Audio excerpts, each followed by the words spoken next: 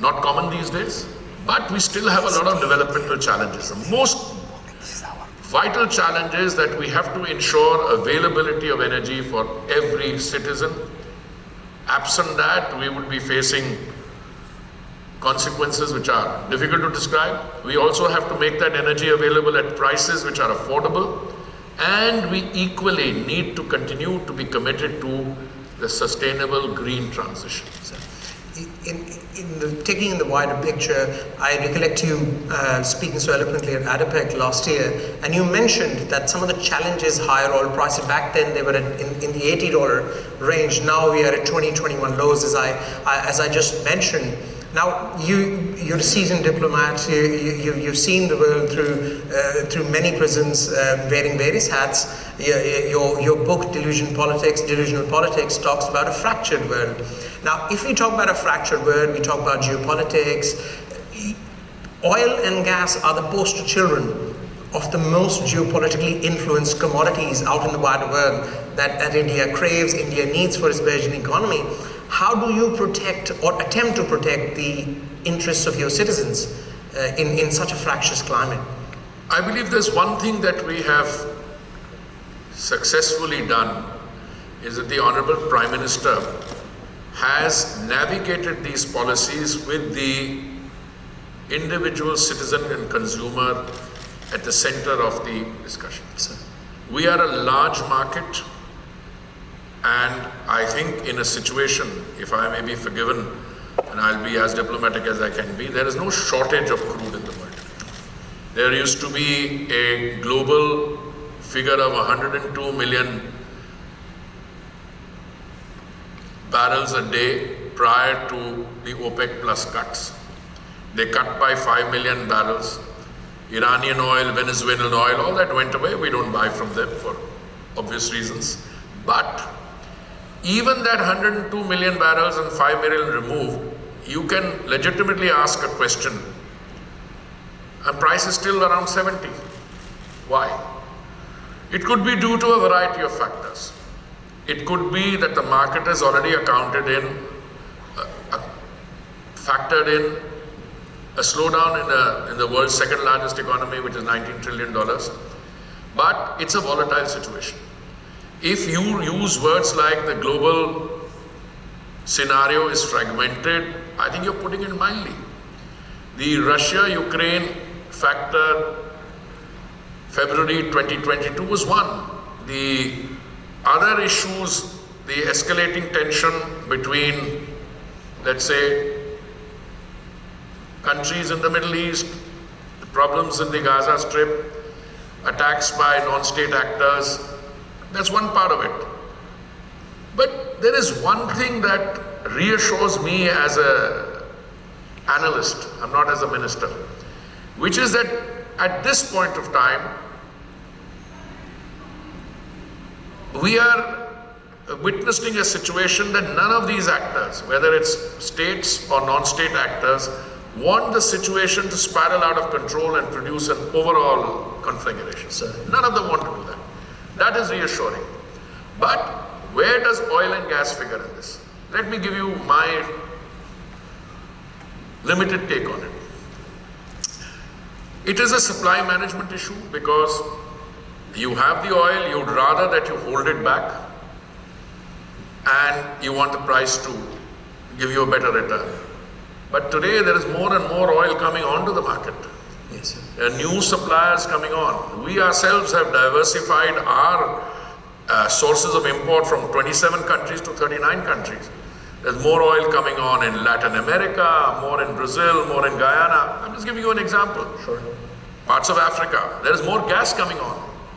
So today, there is a real debate. What will be US policy? For instance, I was on a panel, the opening ministerial panel, when the moderator asked this question to my friend Jeff Pyatt, and he gave a brilliant diplomatic answer. He pushed the question on to the four ministers over there, what would be US policy? And I made the strong assertion that no one, certainly not India, is not going to turn its back on the green transition. Sir. Equally, we have a very transparent system of buying energy. The government doesn't buy. We have a vibrant private sector, and I have a very vibrant, even more vibrant state sector, the OMCs. They issue tenders at the point of importation. If you're able to sell it cheaper, I think that cumulatively, in my view, is what is called the market card. I think India will play that. Sure. Because how many countries in the world do you have today which need 5 million barrels a day? Absolutely. Now, you also don't, but the transition is taking place. By the way, when the markets are heated in terms of oil prices being high, the energy transition takes place much faster. This is not my view, this is the International Energy Agency's view. And that particular period when you had this very high price before COVID and then suddenly dropped and it rose again, energy transition takes place. We are already processing biofuel blending to 15.9%. We have a target of 20% blending for 2030, which we will bring to 2025. We are going to move with breakneck speed on green hydrogen. What do you require for green hydrogen? You need cheap, clean solar energy, which we've demonstrated can be done, reduced from 20-25 cents a unit to 3 cents, and you need electrolyzers. I am, as far as I know, every possible electrolyzer manufacturer in the world is in India trying to help produce electrolyzers for the domestic market and for green hydrogen outside, green ammonia. If I may ask, I think it's pertinent to ask this question. We've been talking about a bit of a glut in the market, especially of light sweet crude. Would it be tempting if there is a market glut to say, well, maybe we can afford to slow down a bit, but going by what you're saying. Look, there is the part of me which is the Indian line minister. And there are my companies, 2 of them are sitting here. They're not very happy when prices drop because they are themselves in that business of extracting, refining and selling. Look, I don't want to get into those situations. Obviously, we are happier when oil prices are down. If they're $100, nobody.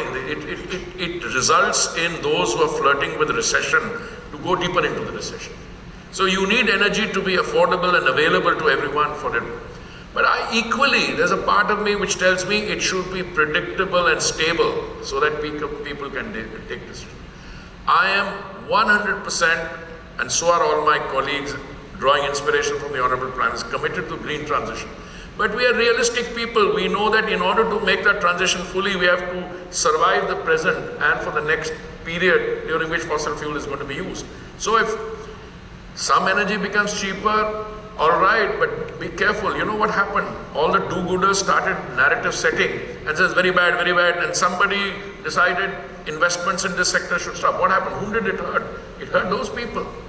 Today, you need to ensure that where you are and where you are intending to go is without creating economic problems, because energy is the lifeline of an economy, and that countries survive and their standards of living are able to rise.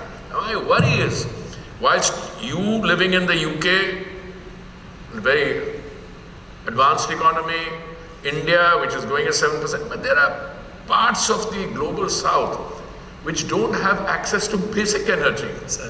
I mean, if you look at cooking medium gas, we are today able to produce for our families a cooking expenditure on clean, green gas, or transition fuel and so on. Well, to the beneficiaries of the Ujjwala scheme for about 5 to 7 cents in a day, and for the non-beneficiaries of Ujjwala, which is for the people who buy cylinders at market prices, at about 15, 16, 17 cents a day. Where else in the world can you provide cooking fuel at this price? And by the way, we have a pipe gas, where we were at a particular stage in 2014, we are 5 times that. We need a pipeline of, I think, 33,000 kilometers. We're already at 22,000. That gas will be 30% cheaper. So, in the global south, with the developmental challenges we've got, the need to ensure that energy, primary energy for the consumer is available is not just a luxury, it is a basic requirement. I think it sets up nicely for my next question. You probably thought it's coming your way.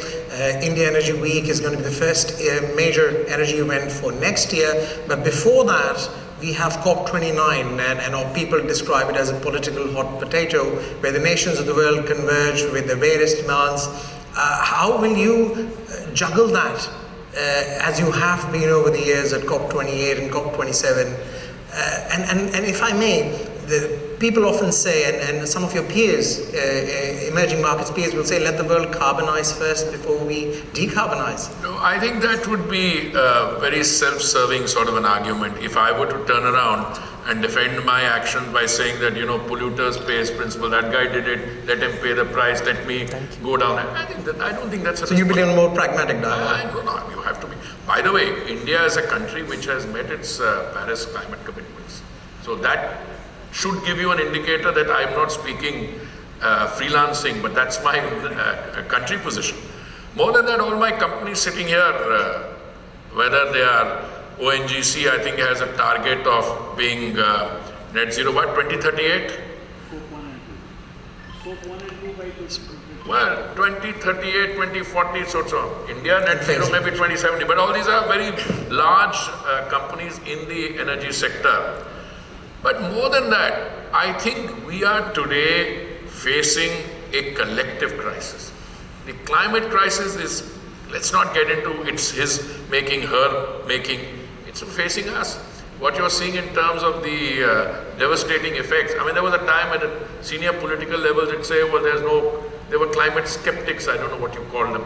I don't think that anybody's even cross-referencing that kind of talk. There is a crisis, you've got to do it. And you've got to do it. I'm not worried about COP. I'll tell you why. Juggling, I'm not worried about. I would like to see a situation where countries commit themselves. The international community, by the way, those targets of how much financing was to come to help those countries